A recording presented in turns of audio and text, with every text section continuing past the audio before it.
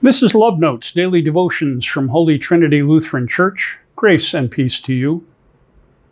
Our text today is John, the 12th chapter, verses 12 through 19.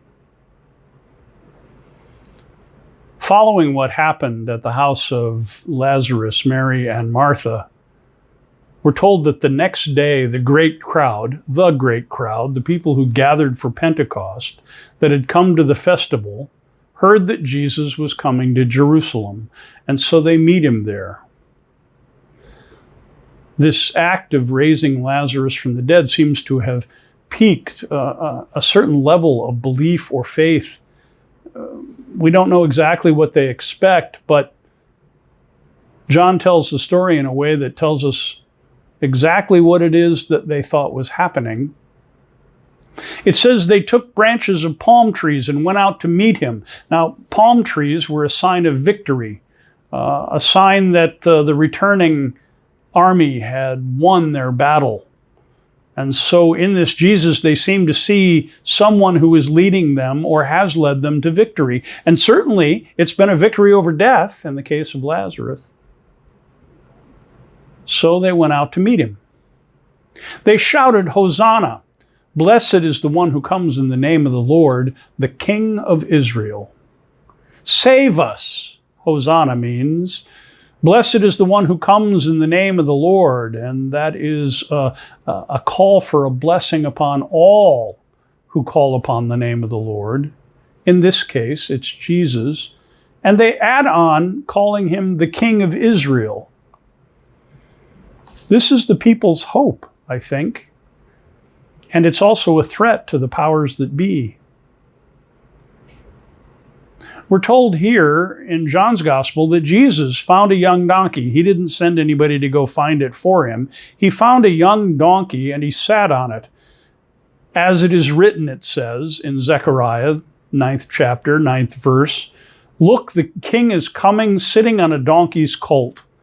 This was a messianic sign that the Messiah had showed up, that the new king of Israel was here, that the offspring of David were once again in control. It has layers and layers of meaning for the people. And so the palm branches combined with their songs and their praises and Jesus riding on the back of a colt, a humble colt, means that the shepherd king is in the building.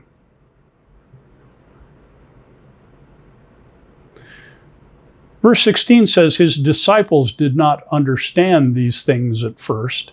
They took it all in. They saw it happening, but they didn't make the connections. They didn't see Zechariah unfolding before them. They didn't recognize in the song that was being sung that the king was being enthroned. They maybe didn't connect that the palm branches were referring to Jesus and not to someone else.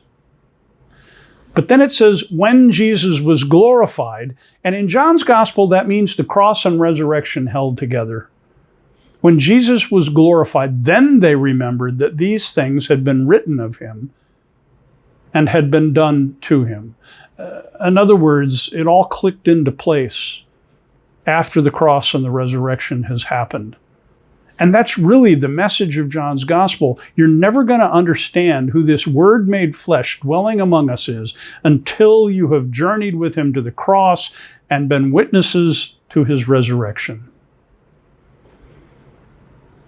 Verse 17 says, "So the crowd that had been with him when he called Lazarus out of the tomb and raised him from the dead continued to testify." They continued to tell the story that this king, this one Jesus from Galilee, had the power to speak a word that was more powerful than death itself. It says it was also because they heard that he had performed this sign that the crowd went to meet him. So the testimony of those who were there, like John has been prescribing since the beginning, infected the people, and they began to believe as a result of the sign, though not completely. The Pharisees then said to one another, "You see, you can do nothing. Look, the world has gone after him." And this is an ironic statement. They see it as a bad thing. The world has gone after this pretender from Galilee. But we know that this is the true Messiah, and that's exactly what the program's been from the beginning, that the world would be saved through this Messiah. This Palm Sunday text, this entry of Jesus into Jerusalem, and so by extension, this entry of Jesus as King into our own lives, asks the question, if Jesus is our King, if Jesus is your King, what does that mean? What does it mean that Jesus is Lord over everything? What does it mean that we hand the keys to our lives over to this King, this ruler, this Lord, this Messiah? What does it mean that Jesus is our life? That's what's coming to a head in the conflict in Jerusalem. And that's the conflict that happens in our own spiritual wrestlings with this Jesus, who is the Word made flesh, dwelling among us, coming into the kingdom, riding on the back of a colt of a donkey. May we wrestle with that question. What does it mean that Jesus is our King? Amen.